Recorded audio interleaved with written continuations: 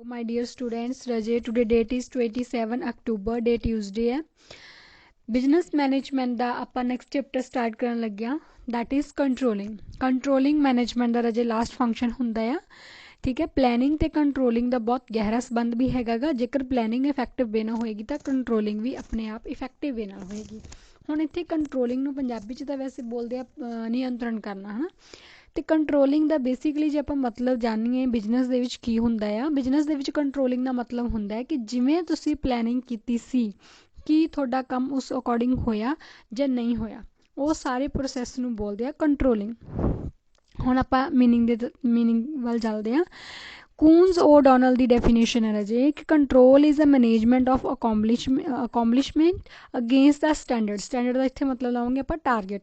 ਵੀ controlling ਕੀ ਹੈ, management ਇੱਕ ਅਜਿਹਾ ਫੰਕਸ਼ਨ ਹੈ ਜਿਹਦੇ ਵਿੱਚ ਪਹਿਲਾਂ ਟਾਰਗੇਟ ਫਿਕਸ ਕੀਤਾ ਜਾਂਦਾ, ਦੈਨ ਕਰੈਕਸ਼ਨ ਆਫ ਡੈਵੀਏਸ਼ਨ ਦਾ ਮਤਲਬ ਹੁੰਦਾ ਮਿਸਟੇਕਸ, ਅਤੇ ਮਿਸਟੇਕਸ ਨੂੰ ਕਰੈਕਟ ਕੀਤਾ ਜਾਂਦਾ ਆ to assure attainment of objectives according to plan, ਤਾਂ ਕਿ ਜਿਵੇਂ ਤੁਹਾਡੀ ਪਲੈਨਿੰਗ ਹੋਈ ਆ ਉਸ ਅਕੋਰਡਿੰਗ ਤੁਹਾਡਾ ਆਬਜੈਕਟਿਵ ਜਿਹੜਾ ਉਹ ਪੂਰਾ ਹੋ ਸਕੇ। ਅਤੇ ਇਹ ਸਾਰੇ ਪ੍ਰੋਸੈਸ ਨੂੰ ਬੋਲਦੇ ਆ ਕੰਟਰੋਲਿੰਗ। ਹੋਰ ਆਪਾਂ ਡੀਪਲੀ ਥੋੜ੍ਹਾ ਜਾਣਦੇ ਹਾਂ। ਕੰਟਰੋਲਿੰਗ ਕੀ ਹੈ, ਇੱਕ ਅਜਿਹਾ ਪ੍ਰੋਸੈਸ ਹੈ ਜਿਹੜਾ ਪਲੈਨਡ ਐਕਟੀਵਿਟੀਜ਼ ਨੂੰ ਐਕਚੁਅਲ ਦੇ ਵਿੱਚ ਹੋ ਰਿਹਾ ਜਾਂ ਨਹੀਂ ਹੋ ਰਿਹਾ ਉਹਨੂੰ ਕਨਫਰਮ ਕਰਦਾ ਹੈ, ਉਹ ਪ੍ਰੋਸੈਸ ਨੂੰ ਕੰਟਰੋਲਿੰਗ ਕਿਹਾ ਜਾਂਦਾ ਹੈ। ਯਾਨੀ ਕਿ ਕੰਟਰੋਲਿੰਗ ਦਾ ਮਤਲਬ ਹੈ ਦ process of gathering and feedback, ठीक है, information about performance so that decision maker can compare actual result and decide what to do about any apparent disappearances or problems। ਇਹਦਾ ਮਤਲਬ ਇਹ ਹੈ ਕਿ ਕੰਟਰੋਲਿੰਗ ਇੱਕ ਅਜਿਹਾ ਪ੍ਰੋਸੈਸ ਹੈ ਜਿਹੜੀ ਕਿ ਇਨਫੋਰਮੇਸ਼ਨ ਨੂੰ ਇਕੱਠੀ ਵੀ ਕਰਦਾ ਹੈ ਅਤੇ ਉਹਨੂੰ ਫੀਡਬੈਕ ਵੀ ਦਿੰਦਾ ਹੈ ਕਿ ਐਕਚੁਅਲ ਦੇ ਵਿੱਚ ਪਰਫੋਰਮੈਂਸ ਕੀ ਹੋ ਰਹੀ ਹੈ, ਤਾਂ ਜੋ ਕਿ ਜਿਹਨਾਂ ਨੇ ਡਿਸੀਜ਼ਨ ਲੈਣਾ ਆ ਉਹ ਕੰਪੇਅਰ ਕਰ ਸਕਣ ਵੀ ਤੁਹਾਡੇ ਸਟੈਂਡਰਡ ਯਾਨੀ ਕਿ ਟਾਰਗੇਟ ਦੇ ਨਾਲ ਤੁਹਾਡਾ ਐਕਚੁਅਲ ਕੰਮ ਹੋ ਰਿਹਾ ਜਾਂ ਨਹੀਂ ਹੋ ਰਿਹਾ। ਨਹੀਂ ਹੋ ਰਿਹਾ ਤਾਂ ਉਹਨੂੰ ਰਿਮੂਵ ਕਰਨ ਦੇ ਨੈਕਸਟ ਟਾਈਮ ਸਟੈਪਸ ਚੱਕੇ ਜਾਣ। ਉਸ ਤੋਂ ਬਾਅਦ ਗੱਲ ਕਰਦੇ ਹਾਂ ਇਹਦੇ ਕਰੈਕਟਰਿਸਟਿਕਸ ਦੀ। ਕਰੈਕਟਰਿਸਟਿਕਸ ਦੇ ਵਿੱਚ ਤੁਸੀਂ ਇਹਦੇ ਵਿੱਚ ਲਿਖ ਸਕਦੇ ਹੋ ਇਟ ਇਜ਼ ਅ ਮੈਨੇਜੀਰੀਅਲ ਫੰਕਸ਼ਨ। ਦੇਖੋ ਕਿਉਂਕਿ ਮੈਨੇਜਮੈਂਟ ਦਾ ਫੰਕਸ਼ਨ ਆ ਉਹ ਹਰ ਇੱਕ ਤੁਸੀਂ ਲਿਖ ਸਕਦੇ ਹੋ, ਚਾਹੇ ਪਲੈਨਿੰਗ ਹੈ, ਕੰਟਰੋਲਿੰਗ ਹੈ, ਡਾਇਰੈਕਟਿੰਗ ਹੈ, ਸਟਾਫਿੰਗ, ਇਹ ਸਾਰੇ ਕੀ ਨੇ ਮੈਨੇਜਮੈਂਟ ਦੇ ਫੰਕਸ਼ਨ ਆ। ਤਾਂ ਪਹਿਲਾ ਕਰੈਕਟਰਿਸਟਿਕਸ ਤੁਸੀਂ ਲਿਖ ਸਕਦੇ ਹੋ ਕਿ ਇੱਕ ਮੈਨੇਜਮੈਂਟ ਦਾ ਕੀ ਹੈ, ਫੰਕਸ਼ਨ ਹੈ। ਫਿਰ ਆ ਗਿਆ ਕੰਟੀਨਿਊ ਪ੍ਰੋਸੈਸ, ਇਹ ਲਗਾਤਾਰ ਚੱਲਦਾ ਰਹਿੰਦਾ। ਇਹ ਤਾਂ ਹੈ ਨਹੀਂ ਵੀ ਕੰਟਰੋਲਿੰਗ ਸਿਰਫ ਆਪਾਂ ਇੱਕ ਵਾਰ ਕਰਦੇ, ਆਪਾਂ ਹਰੇਕ ਫੰਕਸ਼ਨ 'ਤੇ ਆਪਾਂ ਨੂੰ ਕੰਟਰੋਲਿੰਗ ਕਰਨੀ ਪੈਂਦੀ ਹੈ, ਕੰਟੀਨਿਊ ਚੱਲਦੀ ਰਹਿੰਦੀ ਹੈ, ਕਦੇ ਖਤਮ ਨਹੀਂ ਹੁੰਦੀ। ਮੈਨੇਜਮੈਂਟ ਪ੍ਰੋਸੈਸ ਦੱਸ ਹੀ ਚੁੱਕੀ ਹੈ ਕਿ ਮੈਨੇਜਮੈਂਟ ਨਾਲ ਰਿਲੇਟਡ ਫੰਕਸ਼ਨ ਹੈਗਾ ਗਾ। ਨੈਕਸਟ ਆ ਗਿਆ ਐਟ ਈਚ ਲੈਵਲ। ਕੰਟਰੋਲ ਸਿਰਫ ਇਕੱਲੀ ਟੌਪ ਲੈਵਲ 'ਤੇ ਨਹੀਂ ਲੱਗਦੀ, ਇਕੱਲੀ ਮਿਡਲ 'ਤੇ ਅਪਲਾਈ ਨਹੀਂ ਹੁੰਦੀ, ਕਈ ਲੋਅਰ 'ਤੇ ਨਹੀਂ, ਇਹ ਹਰ ਇੱਕ ਲੈਵਲ 'ਤੇ ਅਪਲਾਈ ਹੁੰਦੀ ਹੈ। It means it is universal, ਸਾਰੀ ਜਗ੍ਹਾ 'ਤੇ ਯੂਜ਼ ਹੁੰਦੀ ਹੈ। ਫਾਰਵਰਡ ਲੁਕਿੰਗ ਦਾ ਮਤਲਬ ਹੁੰਦਾ ਕੰਟਰੋਲਿੰਗ ਹਮੇਸ਼ਾ ਆਉਣ ਵਾਲੇ ਸਮੇਂ ਨੂੰ ਦੇਖ ਕੇ ਹੀ ਕੀਤੀ ਜਾਂਦੀ ਹੈ। ਹੁਣ ਜਿਹੜਾ ਪਿੱਛੇ ਹੋ ਚੁੱਕਿਆ, ਪਾਸਟ ਵਿੱਚ ਕੰਮ ਹੋ ਚੁੱਕਿਆ, ਉਸੀ ਨੂੰ ਇੰਪਰੂਵ ਨਹੀਂ ਕਰ ਸਕਦੇ, ਹਾਂ ਉਹ ਤੋਂ ਸਿੱਖਿਆ ਲੈ ਸਕਦੇ ਹਾਂ ਕਿ ਇਨ ਫਿਊਚਰ ਦੇ ਵਿੱਚ ਉਹ ਵਾਲੀਆਂ ਮਿਸਟੇਕਸ ਦੁਬਾਰਾ ਰਿਪੀਟ ਨਾ ਹੋਣ। ਉਸ ਤੋਂ ਬਾਅਦ ਆ ਗਿਆ ਕੰਟਰੋਲਿੰਗ ਦਾ ਬਹੁਤ ਕਲੋਜ਼ ਲਿੰਕ ਹੈ ਕਿਹਦੇ ਨਾਲ, ਪਲੈਨਿੰਗ ਦੇ ਨਾਲ। ਪਲੈਨਿੰਗ ਅੱਛੀ ਹੋਏਗੀ, ਕੰਟਰੋਲਿੰਗ ਵੀ ਅੱਛੀ ਹੋਏਗੀ। ਉਸ ਤੋਂ ਬਾਅਦ ਕੰਟਰੋਲਿੰਗ ਜਿਹੜਾ ਆ ਉਹ ਜਿਹੜਾ ਵੀ ਆਰਗੇਨਾਈਜੇਸ਼ਨ ਤੁਹਾਡਾ ਪਰਟੀਕੂਲਰ ਆਬਜੈਕਟਿਵ ਹੈ ਉਹਨੂੰ ਅਚੀਵ ਕਰਨ ਦੇ ਵਿੱਚ ਹੈਲਪ ਕਰਦਾ ਗਾ। ਇਹ ਸਾਰੇ ਸੀਗੇ ਇਹਦੇ ਵਿੱਚ ਕਰੈਕਟਰਿਸਟਿਕਸ ਜਿਹੜੇ ਆਪਾਂ ਕੰਟਰੋਲਿੰਗ ਦੇ ਕਰਨੇ ਆ। ਅਗਲਾ ਟੌਪਿਕ ਆਉਂਦਾ ਤੁਹਾਡਾ ਪ੍ਰੀ ਰਿਕੁਆਇਜ਼ਿਟਸ ਆਫ ਕੰਟਰੋਲ ਸਿਸਟਮ। ਮਤਲਬ ਕਿ ਕੰਟਰੋਲਿੰਗ ਕਰਨ ਵਾਸਤੇ ਤੁਹਾਨੂੰ ਕਿਹੜੀ ਚੀਜ਼ਾਂ ਜਿਹੜੀਆਂ ਨੇ ਉਹ ਧਿਆਨ 'ਚ ਰੱਖਣੀਆਂ ਪੈਂਦੀਆਂ ਨੇ। ਸਭ ਤੋਂ ਪਹਿਲਾਂ ਆਪਣੀ ਪਲੈਨਿੰਗ ਨੂੰ ਧਿਆਨ 'ਚ ਰੱਖੋ, ਪ੍ਰੋਪਰ ਵੇ ਨਾਲ ਹੋ ਰਹੀ ਹੈ ਨਹੀਂ ਹੋ ਰਹੀ, ਐਕਸ਼ਨ ਜਿਹੜਾ ਕੰਮ ਕਰਵਾਉਣਾ ਜਾਂ ਕਰਨਾ ਉਹ ਵਧੀਆ ਤਰੀਕੇ ਨਾਲ ਹੋਣਾ ਚਾਹੀਦਾ। ਪਲੱਸ ਅਥੋਰਿਟੀ ਜਿਹੜੀ ਆ ਉਹ ਡੈਲੀਗੇਟ ਕਰੋ। ਆਪਾਂ ਪਿੱਛੇ ਚੈਪਟਰ ਵੀ ਪੜ੍ਹਿਆ ਨਾ ਵੀ ਜਿੰਨਾ ਚਿਰ ਆਪਾਂ ਅਥੋਰਿਟੀ ਨਹੀਂ ਦੇਵਾਂਗੇ ਕੋਈ ਪਰਸਨ ਕੰਮ ਨਹੀਂ ਕਰੇਗਾ ਵਿਦਆਊਟ ਅਥੋਰਿਟੀ। ਤੁਹਾਨੂੰ ਪ੍ਰੋਪਰਲੀ ਡੈਲੀਗੇਟ ਕਰੋ ਅਤੇ ਇਨਫੋਰਮੇਸ਼ਨ ਜਿਹੜੀ ਆ ਉਹਦਾ ਫਲੋ ਜਿਹੜਾ ਆ ਉਹ ਸੀਕੁਐਂਸ ਵਾਈਜ਼ ਫਲੋ ਜਿਹੜਾ ਜਲਦੀ ਹੋਣਾ ਚਾਹੀਦਾ ਹੈ, ਇੰਨਾ ਲੇਟ ਨਾ ਹੋ ਜਾਏ ਤਾਂ ਕਿ ਜਿਹੜਾ ਡਿਲੇ ਸਾਰਾ ਕੰਮ ਥੋੜ੍ਹਾ ਡਿਲੇ ਹੋ ਜਾਏ। ਇੱਦਾਂ ਦਾ ਕੋਈ ਪ੍ਰੋਸੈਸ ਜਿਹੜਾ ਕੰਟਰੋਲਿੰਗ ਦੇ ਵਿੱਚ ਨਹੀਂ ਹੋਣਾ ਚਾਹੀਦਾ। Next is very important, that is the process of controlling.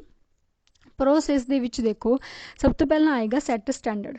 ਸਭ ਤੋਂ ਪਹਿਲਾਂ ਆਪਾਂ ਸਟੈਂਡਰਡ ਯਾਨੀ ਕਿ ਟਾਰਗੇਟ ਫਿਕਸ ਕਰਦੇ ਹਾਂ ਕਿ ਮੰਨ ਲਓ ਮੈਂ ਬਣਾਇਆ ਕਿ ਆਪਾਂ ਇੱਕ ਮਹੀਨੇ ਦੇ ਵਿੱਚ 100 ਯੂਨਿਟਸ ਬਣਾਉਣੇ ਆ। ਮੈਨੇ ਟਾਰਗੇਟ ਫਿਕਸ ਕਰਤਾ ਵੀ ਇੱਕ ਮਹੀਨੇ ਦੇ ਵਿੱਚ ਅਸੀਂ 100 ਯੂਨਿਟਸ ਜਿਹੜੇ ਨੇ ਉਹ ਬਣਾਉਣੇ ਨੇ, ਫਿਕਸ ਕਰਤਾ। ਸੈਕਿੰਡ, ਮੈਜਰ ਦੀ ਪਰਫੋਰਮੈਂਸ। ਇੱਕ ਮਹੀਨਾ ਹੋ ਗਿਆ, ਮੈਂ ਆਪਣੀ ਹੁਣ ਪਰਫੋਰਮੈਂਸ ਨੂੰ ਕੀ ਕਰਨਾ, ਮੈਜਰ ਕਰਨਾ। ਮੰਨ ਲਓ ਮੈਂ ਦੇਖਿਆ ਕਿ ਮਹੀਨੇ ਬਾਅਦ ਸਾਡੇ ਕੋਲ ਯੂਨਿਟਸ ਬਣੇ ਨੇ 90, ਦੈਨ ਆਈ ਵਿਲ ਕੰਪੇਅਰ। ਅਗਲਾ ਹੁੰਦਾ ਕੰਪੈਰੀਜ਼ਨ, ਥਰਡ ਫੰਕਸ਼ਨ। ਹੁਣ ਕੰਪੇਅਰ ਕੀਤਾ ਹੈ ਕਿ ਮੇਰਾ ਐਕਚੁਅਲ ਰਿਜ਼ਲਟ ਹੈਗਾ 90 ਅਤੇ ਮੇਰਾ ਪਲੈਨਡ ਰਿਜ਼ਲਟ ਸੀਗਾ 100, ਹੈ ਨਾ। ਯਾਨੀ ਕਿ 10 ਯੂਨਿਟਸ ਦਾ ਮੇਰਾ ਗੈਪ ਪੈ ਰਿਹਾ ਗਾ। ਕੰਪੇਅਰ ਵੀ ਹੋ ਗਿਆ। ਦੈਨ ਆ ਗਿਆ ਰੀਜ਼ਨਸ ਫॉर ਡੈਵੀਏਸ਼ਨ। ਹੁਣ ਇੱਥੇ ਕਿਹੜੀ ਕਮੀ ਰਹੀ ਹੈ ਜਾਂ ਕਿਹੜੀ ਮਿਸਟੇਕ ਹੋਈ ਹੈ, ਡੈਵੀਏਸ਼ਨ ਦਾ ਮਤਲਬ ਮਿਸਟੇਕ ਹੁੰਦਾ, ਮੈਂ ਉਹ ਮਿਸਟੇਕ ਨੂੰ ਫਾਈਂਡ ਕਰੂੰਗੀ। ਦੈਨ ਆ ਗਿਆ ਲਾਸਟ ਕਿ ਉਸ ਮਿਸਟੇਕ ਨੂੰ ਦੂਰ ਕਰਨ ਦੇ ਲਈ ਮੈਂ ਸਟੈਪ ਚੱਕਾਂਗੀ। ਮਤਲਬ ਇਹ 5 ਸਟੈਪ ਨੇ ਜਿਹੜੇ ਕੰਟਰੋਲਿੰਗ ਦੇ ਵਿੱਚ ਹੁੰਦੇ ਆ। ਸਭ ਤੋਂ ਪਹਿਲਾਂ ਆਪਾਂ ਟਾਰਗੇਟ ਸਟੈਂਡਰਡ ਯਾਨੀ ਕਿ ਫਿਕਸ ਕਰਦੇ ਹਾਂ, ਫਿਰ ਆਪਾਂ ਕੰਮ ਜਿਹੜਾ ਆ ਪਰਫੋਰਮੈਂਸ ਦੇਖਦੇ ਹਾਂ, ਦੋਨਾਂ ਨੂੰ ਕੰਪੇਅਰ ਕਰਦੇ ਹਾਂ, ਦੈਨ ਡੈਵੀਏਸ਼ਨਸ ਮਿਸਟੇਕਸ ਲੱਭਦੇ ਹਾਂ ਅਤੇ ਉਹਨੂੰ ਰਿਮੂਵ ਕਰਨ ਲਈ ਸਟੈਪ ਚੱਕਦੇ ਹਾਂ। ਇਹ ਸਾਰਾ ਕੁਛ ਕੰਟਰੋਲਿੰਗ ਪ੍ਰੋਸੈਸ ਵਿੱਚ ਆਏਗਾ। ਉਸ ਤੋਂ ਬਾਅਦ ਆਉਂਦਾ ਹੈ requirement for control system. Controlling ਵਾਸਤੇ ਕੀ ਕੀ ਚੀਜ਼ਾਂ ਜਿਹੜੀਆਂ ਨੇ ਤੁਹਾਨੂੰ ਰਿਕੁਆਇਰ ਨੇ। ਸਭ ਤੋਂ ਪਹਿਲਾਂ ਈਜ਼ੀਲੀ ਅੰਡਰਸਟੈਂਡੇਬਲ ਪ੍ਰੋਸੈਸ ਹੋਣਾ ਚਾਹੀਦਾ, ਹਰ ਇੱਕ ਨੂੰ ਸਮਝ ਆ ਸਕੇ। ਦੂਸਰਾ ਆਰਗੇਨਾਈਜੇਸ਼ਨ ਦੀ ਨੀਡ ਨੂੰ ਪੂਰਾ ਕਰਨ ਵਾਲਾ ਹੋਣਾ ਚਾਹੀਦਾ ਪ੍ਰੋਸੈਸ ਕੰਟਰੋਲਿੰਗ ਦਾ। ਤੀਸਰਾ ਜਿਹੜੇ ਡੈਵੀਏਸ਼ਨਸ ਨੇ, ਮਿਸਟੇਕਸ ਨੇ, ਉਹਨਾਂ ਦੀ ਰਿਪੋਰਟ ਕੁਇਕਲੀ ਆਉਣੀ ਚਾਹੀਦੀ ਹੈ ਤਾਂ ਕਿ ਤੁਸੀਂ ਔਨ ਦੀ ਸਪੋਟ ਐਕਸ਼ਨ ਲੈ ਸਕੋ, ਉਹਨੂੰ ਸੋਲਵ ਕਰ ਸਕੋ। ਐਪਰੋਪਰੀਏਟ ਪਲੈਨਿੰਗ ਕੰਟਰੋਲਿੰਗ ਹੋਣੀ ਚਾਹੀਦੀ ਹੈ ਤੁਹਾਡੀ, ਠੀਕ ਹੈ। ਫਾਰਵਰਡ ਲੁਕਿੰਗ, ਆਉਣ ਵਾਲੇ ਸਮੇਂ ਨੂੰ ਦੇਖ ਕੇ ਕਰਦੇ ਹਾਂ। ਫਲੈਕਸੀਬਲ ਹੋਣੀ ਚਾਹੀਦੀ ਹੈ ਜਿਹਨੂੰ ਆਪਾਂ ਅਕੋਰਡਿੰਗ ਟੂ ਸਿਚੁਏਸ਼ਨ ਚੇਂਜ ਕਰ ਸਕੀਏ। ਇਕਨੋਮਿਕਲ ਦਾ ਮਤਲਬ ਬੱਚਤ ਹੁੰਦੀ ਹੈ ਅਤੇ ਮੋਟੀਵੇਟਿੰਗ ਵਾਲਾ ਪ੍ਰੋਸੈਸ ਜਿਹੜਾ ਉਹ ਹੋਣਾ ਚਾਹੀਦਾ ਗਾ। ਉਸ ਤੋਂ ਬਾਅਦ ਆ ਗਿਆ ਇੰਨੀ ਇੰਪੋਰਟੈਂਸ ਮੈਨੇਜਮੈਂਟ ਦੇ ਵਿੱਚ ਕੰਟਰੋਲਿੰਗ ਦੀ ਜਿਹੜੀ ਇੰਪੋਰਟੈਂਸ ਹੈ ਕਿਉਂ ਹੈ। ਜੇਕਰ ਕੰਟਰੋਲ ਕਰਾਂਗੇ ਤੁਸੀਂ ਮਿਸਟੇਕਸ ਨੂੰ ਫਾਈਂਡ ਆਊਟ ਕਰ ਸਕਦੇ ਹੋ, ਠੀਕ ਹੈ। ਉਸ ਤੋਂ ਬਾਅਦ ਕੋਈ ਵੀ ਕੰਪਲੈਕਸ ਸਿਚੁਏਸ਼ਨ ਆ ਉਹਨੂੰ ਹੈਂਡਲ ਕਰ ਸਕਦੇ ਹੋ। ਕੋਈ ਅਨਸਰਟੇਨਟੀ ਹੈ, ਕੋਈ ਚੇਂਜ ਆਇਆ, ਉਹਨੂੰ ਈਜ਼ੀਲੀ ਮੈਨੇਜ ਕਰ ਸਕਦੇ ਹੋ ਵਿਦ ਕੰਟਰੋਲਿੰਗ, ਠੀਕ ਹੈ। ਤੁਸੀਂ ਆਪਣੇ ਇੰਪਲੋਇਜ਼ ਨੂੰ ਮੋਨੀਟਰ ਯਾਨੀ ਕਿ ਉਹਦੀ ਨਿਗਾਹ ਰੱਖ ਸਕਦੇ ਹੋ, ਕੰਮ ਸਹੀ ਤਰੀਕੇ ਨਾਲ ਕਰ ਰਹੇ ਨੇ ਜਾਂ ਨਹੀਂ ਕਰ ਰਹੇ ਹਨ। ਆਉਣ ਵਾਲੇ ਸਮੇਂ 'ਚ ਆਰਗੇਨਾਈਜੇਸ਼ਨ ਦਾ ਕੀ ਪੋਟੈਂਸ਼ੀਅਲ ਹੋਏਗਾ ਉਹਨੂੰ ਆਇਡੈਂਟੀਫਾਈ ਕਰੇਗਾ ਕੰਟਰੋਲਿੰਗ। ਪ੍ਰੋਪਰ ਡੈਲੀਗੇਸ਼ਨ ਦੀ ਫੈਸਿਲਿਟੀ ਦਿੰਦਾ। ਡੀਸੈਂਟਰਲਾਈਜੇਸ਼ਨ ਤੁਹਾਨੂੰ ਦੱਸਿਆ ਸੀਗਾ ਕਿ ਜਦੋਂ ਡਿਸੀਜ਼ਨ ਲੈਣ ਦੀਆਂ ਪਾਵਰ ਦੋ ਤੋਂ ਵੱਧ ਪਰਸਨਸ ਦੇ ਹੱਥ 'ਚ ਹੋਣ ਤਾਂ ਉਹਨੂੰ ਆਪਾਂ ਡੈਲੀਗੇਸ਼ਨ ਬੋਲਦੇ ਹਾਂ। ਉਹਦੀ ਫੈਸਿਲਿਟੀ ਜਿਹੜੀ ਕੰਟਰੋਲ ਦਿੰਦਾ, ਤਾਲਮੇਲ ਬਣਿਆ ਰਹਿੰਦਾ ਇਹਦੇ ਨਾਲ। ਪਲੱਸ ਸਾਈਕੋਲੋਜੀਕਲ ਇੰਪੈਕਟ, ਦਿਮਾਗ 'ਤੇ ਵੀ ਸਾਡੇ ਰਹਿੰਦਾ ਵੀ ਹਾਂਜੀ ਜੇਕਰ ਆਪਾਂ ਨੂੰ ਅਥੋਰਿਟੀ ਮਿਲੀ ਹੈ ਤਾਂ we have to complete that authority with good results, okay. Then ਆ ਜਾਂਦਾ ਹੈ ਸਕੋਪ ਕਿ ਕੰਟਰੋਲਿੰਗ ਦਾ ਮਤਲਬ ਮੇਨ ਯੂਜ਼ ਕਿੱਥੇ ਕਿੱਥੇ ਹੁੰਦਾ, ਇਹਦੇ ਏਰੀਆਜ਼ ਕਿਹੜੇ ਕਿਹੜੇ ਨੇ। ਸਭ ਤੋਂ ਪਹਿਲਾਂ ਆਪਾਂ ਕੰਟਰੋਲ ਕਰਦੇ ਹਾਂ ਪੋਲਿਸੀਜ਼ ਨੂੰ। ਦੂਸਰਾ ਇਹਦੇ ਨਾਲ ਨਾਲ ਆਪਾਂ ਕੰਟਰੋਲ ਕਰਾਂਗੇ ਆਰਗੇਨਾਈਜੇਸ਼ਨ ਨੂੰ ਵੀ, ਪ੍ਰੋਡਕਸ਼ਨ ਨੂੰ, ਜਿਹੜੀ ਆਪਾਂ ਜੋ ਵੀ ਚੀਜ਼ ਬਣਾਉਣੀ ਹੈ, ਵੇਜਿਸ ਐਂਡ ਸੈਲਰੀਜ਼ ਨੂੰ ਕੰਟਰੋਲ ਕਰਾਂਗੇ। ਕੈਪੀਟਲ ਐਕਸਪੈਂਡੀਚਰ ਹੋ ਗਿਆ, ਐਨਵਾਇਰਨਮੈਂਟ ਹੋ ਗਿਆ, ਪਬਲਿਕ ਰਿਲੇਸ਼ਨਸ ਨੂੰ, ਪਰਸੋਨਲ ਨੂੰ, ਮਤਲਬ ਕਾਫੀ ਸਾਰੇ ਚੀਜ਼ਾਂ ਨੇ ਜਿੱਥੇ ਕੰਟਰੋਲਿੰਗ ਵਰਡਸ ਜਿਹੜਾ ਯਾਨੀ ਕਿ ਕੰਟਰੋਲ ਵਾਲਾ ਪ੍ਰੋਸੈਸ ਜਿਹੜਾ ਉਹ ਲਿਆ ਜਾਂਦਾ ਗਾ। ਉਸ ਤੋਂ ਬਾਅਦ ਅੰਦਰ ਨੈਕਸਟ ਪ੍ਰਿੰਸੀਪਲਸ ਦੇਖੋ, ਇਹ 'ਚ ਬੇਸਿਕਲੀ ਆਪਾਂ 4 ਪ੍ਰਿੰਸੀਪਲ ਆ ਜਿਹੜੇ ਆਪਾਂ ਮੇਨਲੀ ਯੂਜ਼ ਕਰਦੇ ਹਾਂ। ਪਹਿਲਾ ਆਉਂਦਾ ਜੀ ਯੂਨੀਫਾਰਮਿਟੀ, ਠੀਕ ਹੈ ਜੀ। ਯੂਨੀਫਾਰਮਿਟੀ ਦਾ ਮਤਲਬ ਹੁੰਦਾ ਇੱਕੋ ਜਿਹਾ, ਵੀ ਜੇ ਤੁਸੀਂ ਮੰਨ ਲਓ ਕੰਟਰੋਲਿੰਗ ਦਾ ਪ੍ਰੋਸੈਸ ਅਪਣਾਉਣਾ ਤਾਂ ਇੱਕੋ ਹੀ ਰੱਖੋ। ਇਹ ਨਹੀਂ ਹੈਗਾ ਕਿ ਤੁਸੀਂ ਇੱਕ ਡਿਪਾਰਟਮੈਂਟ 'ਚ ਇੱਕ ਪ੍ਰੋਸੈਸ ਯੂਜ਼ ਕਰ ਰਹੇ, ਦੂਜਾ, ਤੀਜਾ। ਤੁਸੀਂ ਜੋ ਵੀ ਪ੍ਰੋਸੈਸ ਅਪਣਾਉਣਾ ਸਾਰਿਆਂ ਵਾਸਤੇ ਸੇਮ ਹੋਣਾ ਚਾਹੀਦਾ ਹੈ। ਦੂਸਰਾ ਆਉਂਦਾ ਜੀ ਪ੍ਰਿੰਸੀਪਲ ਆਫ ਕੰਪੈਰੀਜ਼ਨ। ਕੰਪੈਰੀਜ਼ਨ ਦਾ ਮਤਲਬ ਹੁੰਦਾ ਤੁਲਨਾ ਕਰਨਾ, ਵੀ ਜਿਹੜੀ ਵੀ ਤੁਸੀਂ ਕਿਉਂਕਿ ਕੰਟਰੋਲਿੰਗ ਕਰੋਗੇ ਓਬਵੀਅਸ ਜੀ ਗੱਲ ਤੁਹਾਨੂੰ ਕੰਪੇਅਰ ਵੀ ਕਰਨਾ ਪਏਗਾ ਵੀ ਕਿਹੜੇ ਡਿਪਾਰਟਮੈਂਟ ਨੇ ਅੱਛਾ ਕੰਮ ਕੀਤਾ, ਕਿਹਨੇ ਅੱਛਾ ਨਹੀਂ ਕੀਤਾ ਹੈਗਾ। ਉਸ ਤੋਂ ਬਾਅਦ ਆ ਗਿਆ ਪ੍ਰਿੰਸੀਪਲ ਆਫ ਯੂਟਿਲਿਟੀ। ਯੂਟਿਲਿਟੀ ਦਾ ਮਤਲਬ ਕੀ ਹੁੰਦਾ ਕਿ ਆਪਾਂ ਨੂੰ ਰਿਪੋਰਟਸ ਮਿਲਣੀਆਂ, ਠੀਕ ਹੈ ਨਾ, ਵੀ ਕਿਹੜਾ ਕੰਮ ਸਹੀ ਤਰੀਕੇ ਨਾਲ ਹੋ ਰਿਹਾ ਜਾਂ ਨਹੀਂ ਹੋ ਰਿਹਾ। ਹੁਣ ਦੇਖੋ ਯੂਟਿਲਿਟੀ ਅਤੇ ਯੂਨਿਟੀ 2 ਵਰਡ ਆਉਂਦੇ ਆ ਹੈ ਨਾ। ਯੂਟਿਲਿਟੀ ਦਾ ਮਤਲਬ ਹੁੰਦਾ ਕਿ ਯੂਟੀਲਾਈਜ਼ ਕਰਨਾ, ਯੂਜ਼ ਕਰਨਾ, ਹੈ ਨਾ, ਜੋ ਵੀ ਤੁਹਾਡੇ ਕੋਲ ਰਿਸੋਰਸ ਆ ਉਹਨੂੰ ਸਹੀ ਤਰੀਕੇ ਨਾਲ ਯੂਜ਼ ਕਰਨਾ। ਯੂਨਿਟੀ ਮਤਲਬ ਏਕਤਾ ਬਣਾ ਕੇ ਰੱਖਣਾ, ਓਕੇ। ਦੈਨ ਆਉਂਦਾ ਜੀ ਪ੍ਰਿੰਸੀਪਲ ਆਫ ਐਕਸੈਪਸ਼ਨ। ਐਕਸੈਪਸ਼ਨ ਦਾ ਮਤਲਬ ਹੁੰਦਾ ਹੈ ਕਿ a manager should devote greater attention to the strategic point ਔਰ ਅਨਯੂਜ਼ਲ ਆਈਟਮਸ।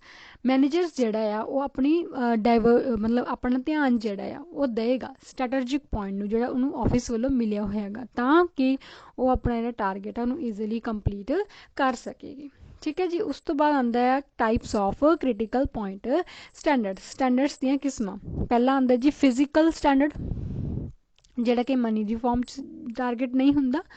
ਕੋਸਟ ਸਟੈਂਡਰਡ, ਜਿਹੜਾ ਕਿ ਮਨੀ ਦੀ ਫਾਰਮ 'ਚ ਹੁੰਦਾ। ਹਾਂਜੀ, ਉਸ ਤੋਂ ਬਾਅਦ ਆਉਂਦਾ ਹੈ ਜੀ ਕੈਪੀਟਲ ਸਟੈਂਡਰਡ, ਜਿਹਦੇ ਵਿੱਚ ਆਪਾਂ ਕੈਪੀਟਲ ਦੇਖਦੇ ਹਾਂ ਵੀ ਸਾਡੀ ਕੈਪੀਟਲ ਜਿਹੜੀ ਕਿੱਥੋਂ ਰੇਜ਼ ਹੋਏਗੀ, ਕਿੰਨੀ ਰੇਜ਼ ਹੋਣੀ ਚਾਹੀਦੀ ਹੈ। ਸਟੈਂਡਰਡ ਮਤਲਬ ਟਾਰਗੇਟ, ਠੀਕ ਹੈ। ਰੈਵਨਿਊ, ਕਿੰਨੀ ਸਾਡੀ ਰੈਵਨਿਊ ਇਨਕਮ ਹੋਣੀ ਚਾਹੀਦੀ ਹੈ ਸੇਲ ਦੇ ਅਕੋਰਡਿੰਗ, ਠੀਕ ਹੈ। ਪ੍ਰੋਗਰਾਮ ਸਟੈਂਡਰਡ ਦੇ ਵਿੱਚ ਕੀ ਆਏਗਾ ਕਿ ਆਪਾਂ ਕੋਈ ਸਪੈਸ਼ਲ ਪ੍ਰੋਗਰਾਮ ਜੇਕਰ ਅਰਾਈਜ਼ ਕਰ ਰਹੇ ਹਾਂ, ਜਿਵੇਂ ਕੋਈ ਨਵਾਂ ਪ੍ਰੋਡਕਟ ਲਾਂਚ ਕਰਨਾ, ਕੋਈ ਨਵੀਂ ਕੁਆਲਿਟੀ, ਨਵਾਂ ਫਲੇਵਰ ਲੈ ਕੇ ਆਉਣਾ ਹੈਗਾ, ਉਹਦੇ ਨਾਲ ਰਿਲੇਟਡ ਜਿਹੜਾ ਆਪਾਂ ਸਟੈਂਡਰਡ ਯਾਨੀ ਕਿ ਟਾਰਗੇਟ ਫਿਕਸ ਕਰਾਂਗੇ। ਇੰਟੈਂਜੀਬਲ ਦਾ ਮਤਲਬ ਹੁੰਦਾ ਜਿਹਨੂੰ ਸੈੱਟ ਕਰਨਾ ਬਹੁਤ ਔਖਾ ਹੁੰਦਾ ਕਿਉਂਕਿ ਇਹਦੀ ਕੋਈ ਫਿਜ਼ੀਕਲ ਐਗਜ਼ਿਸਟੈਂਸ ਨਹੀਂ ਹੁੰਦੀ ਹੈਗੀ, ਠੀਕ ਹੈ। ਜਿਵੇਂ ਗੁੱਡਵਿਲ ਵਗੈਰਾ ਹੋ ਗਿਆ, ਆਪਣੀ ਰੈਪੂਟੇਸ਼ਨ ਹੋ ਗਈ। ਉਸ ਤੋਂ ਬਾਅਦ ਆ ਗਿਆ ਗੋਲਸ ਐਟ ਸਟੈਂਡਰਡ। ਗੋਲਸ ਦਾ ਮਤਲਬ ਹੁੰਦਾ ਓਬਜੈਕਟਿਵ, ਹੈ ਨਾ। ਓਬਜੈਕਟਿਵ ਜਿਵੇਂ ਹੁਣ ਰਿਸਰਚ ਕਰਦੇ ਆਪਾਂ, ਥਿੰਕਿੰਗ ਹੈ, ਜਿਹੜੇ ਹੁਣ ਮੈਨੇਜਰਸ ਨੇ ਉਹ ਇਹੀ ਪਹਿਲਾਂ ਆਪਣੇ ਗੋਲ ਨੂੰ ਡਿਫਾਈਨ ਕਰਦੇ ਨੇ ਅਤੇ ਉਹ ਗੋਲ ਨੂੰ ਲੈ ਕੇ ਜਿਹੜਾ ਟਾਰਗੇਟ, ਜਿਵੇਂ ਹੁਣ ਮੈਂ ਪਿਛਲੀ ਐਗਜ਼ਾਮਪਲ 'ਚ 100 ਯੂਨਿਟਸ ਦਾ ਟਾਰਗੇਟ ਪਰ ਮੰਥ ਲੈ ਕੇ ਗਈ ਸੀ, ਤਾਂ ਉਹ ਮੇਰਾ ਕਿਹੜਾ ਹੋ ਗਿਆ, ਗੋਲ ਸਟੈਂਡਰਡ ਹੋ ਗਿਆ, ਠੀਕ ਹੈ ਜੀ। ਇਹ ਸੀਗੀਆਂ ਵੇਰੀਅਸ ਟਾਈਪਸ ਆਫ ਸਟੈਂਡਰਡਸ।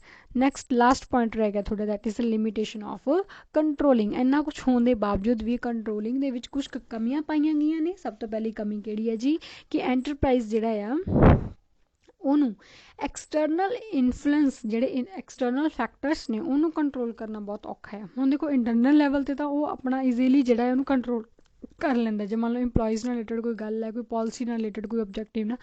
ਪਰ ਜਿਹੜੇ ਬਾਹਰਲੇ ਫੈਕਟਰਸ ਨੇ ਤੁਹਾਡੀ ਆਰਗੇਨਾਈਜੇਸ਼ਨ ਨੂੰ ਇਫੈਕਟ ਕਰ ਰਹੇ, ਤੁਸੀਂ ਉਹਨੂੰ ਈਜ਼ੀਲੀ ਕੰਟਰੋਲ ਨਹੀਂ ਕਰ ਸਕਦੇ। ਹੁਣ ਕਹਿੰਦੇ employees don't like to be washed and offer resistance. ਹੁਣ ਕੰਟਰੋਲ ਕੀ ਹੈ, ਇੱਕ ਤਰ੍ਹਾਂ ਦਾ ਦੇਖਣਾ, ਹੈ ਨਾ, ਵੀ ਉਹ ਇੰਪਲੋਈ ਕੰਮ ਸਹੀ ਤਰੀਕੇ ਨਾਲ ਕਰ ਰਿਹਾ ਜਾਂ ਨਹੀਂ ਕਰ ਰਿਹਾ। ਹੁਣ ਇੰਪਲੋਈਜ਼ ਜਿਹੜੇ ਨੇ ਉਹ ਵੀ ਇਹ ਚੀਜ਼ ਲਾਈਕ ਨਹੀਂ ਕਰਦੇ ਕਿ 24 ਘੰਟੇ ਸਾਡੇ 'ਤੇ ਨਿਗਾਹ ਰੱਖੀ ਜਾਵੇ ਵੀ ਅਸੀਂ ਆਪਣਾ ਕੰਮ ਕਰ ਰਹੇ ਹਾਂ, ਹੈ ਨਾ। ਉੱਥੇ ਕੰਟਰੋਲਿੰਗ ਸਹੀ ਨਹੀਂ ਬੈਠਦਾ। ਦੈਨ ਆ ਗਿਆ ਜਿਹੜਾ ਆਪਾਂ ਟਾਰਗੇਟ ਕਹਿੰਦੇ ਹਾਂ, ਪੁਆਇੰਟ ਕਹਿੰਦੇ ਹਾਂ, ਉਹਨੂੰ ਸੈੱਟ ਕਰਨਾ ਵੀ ਇੱਕ ਈਜ਼ੀ ਟਾਸਕ ਨਹੀਂ ਹੈਗਾ। ਕਈ ਵਾਰੀ ਕੀ ਹੁੰਦਾ ਆ, ਕਈ ਆਰਗੇਨਾਈਜੇਸ਼ਨ 'ਚ ਕੈਪੇਬਿਲਿਟੀ ਹੁੰਦੀ ਹੈ ਵੀ ਹਾਂਜੀ ਜਿਹੜਾ ਟਾਰਗੇਟ ਰੱਖਦੇ ਨੇ ਉਹ ਉਹਨਾਂ ਕੰਪਲੀਟ ਕਰ ਲੈਂਦੇ ਨੇ, ਪਰ ਕਈ ਵਾਰ ਆਪਣੇ ਕੋਲ ਜਿਹੜਾ ਟਾਰਗੇਟ ਹੈ ਸਟੈਂਡਰਡ ਆ, ਕਈ ਵਾਰ ਉਹਨਾਂ ਜ਼ਿਆਦਾ ਰੱਖ ਲੈਂਦੇ ਆ, ਉਹਨਾਂ ਅਚੀਵ ਐਕਚੁਅਲ 'ਚ ਨਹੀਂ ਹੋ ਸਕਦਾ, ਪੋਸੀਬਲ ਹੀ ਨਹੀਂ ਹੁੰਦਾ, ਠੀਕ ਹੈ। ਉੱਥੇ ਪ੍ਰੋਬਲਮ ਆਉਂਦੀ ਹੈ। ਇਹ ਐਕਸਪੈਂਸਿਵ ਵੀ ਆ, ਟਾਈਮ ਵੀ ਜ਼ਿਆਦਾ ਲੱਗਦਾ, ਐਫਰਟਸ ਵੀ ਜ਼ਿਆਦਾ ਲੱਗਦੇ ਨੇ। ਉਸ ਤੋਂ ਬਾਅਦ ਆ ਗਿਆ ਕਿ ਕਈ ਅਜਿਹੇ ਏਰੀਆਜ਼ ਨੇ ਜਿੱਥੇ ਆਪਾਂ ਕੁਆਲਿਟੀ ਨੂੰ, ਕੁਆਂਟਿਟੀ ਜਿਹੜੀ ਆ ਉਹਨੂੰ ਮੈਜ਼ਰ ਕਰ ਸਕਦੇ ਹਾਂ, ਕੁਆਂਟਿਟੀ ਨੂੰ ਮੈਜ਼ਰ ਕਰਦੇ ਹਾਂ। ਉੱਥੇ ਆਪਾਂ ਜਿਹੜਾ ਕੰਟਰੋਲਿੰਗ ਪ੍ਰੋਸੈਸ ਆ ਉਹਨੂੰ ਅਸੀਂ ਜਿਹੜਾ ਨਹੀਂ ਅਪਣਾ ਸਕਦੇ ਕਿ ਇਹ ਸਭ ਕੁਛ ਕਮੀਆਂ ਨੇ ਜਿਹੜੀਆਂ ਕਿ ਕੰਟਰੋਲਿੰਗ ਦੀਆਂ ਪਾਈਆਂ ਜਾਂਦੀਆਂ ਨੇ। ਅਤੇ ਹੋਪ ਸੋ ਰਾਜੇ ਤੁਹਾਨੂੰ ਇਹ ਵਾਲਾ ਚੈਪਟਰ ਜਿਹੜਾ ਉਹ ਸਮਝ ਆ ਗਿਆ ਹੋਏਗਾ। ਅਤੇ ਤੁਹਾਡੇ ਅੱਜ ਦੇ ਜਿਹੜੇ 2 ਕੁਐਸਚਨਸ ਨੇ, 2 ਕੁਐਸਚਨ ਇਹੀ ਨੇ ਕਿ ਕੰਟਰੋਲ ਜਿਹੜਾ ਉਹ ਕੀ ਹੁੰਦਾ, ਠੀਕ ਹੈ, ਅਤੇ ਪ੍ਰੋਸੈਸ ਦੇ ਕਿਹੜੇ ਕਿਹੜੇ ਸਟੈਪ ਨੇ। ਕੰਟਰੋਲ ਕੀ ਹੁੰਦਾ ਅਤੇ ਪ੍ਰੋਸੈਸ ਦੇ ਕਿਹੜੇ ਕਿਹੜੇ ਸਟੈਪ ਨੇ। ਥੈਂਕ ਯੂ ਰਾਜੇ।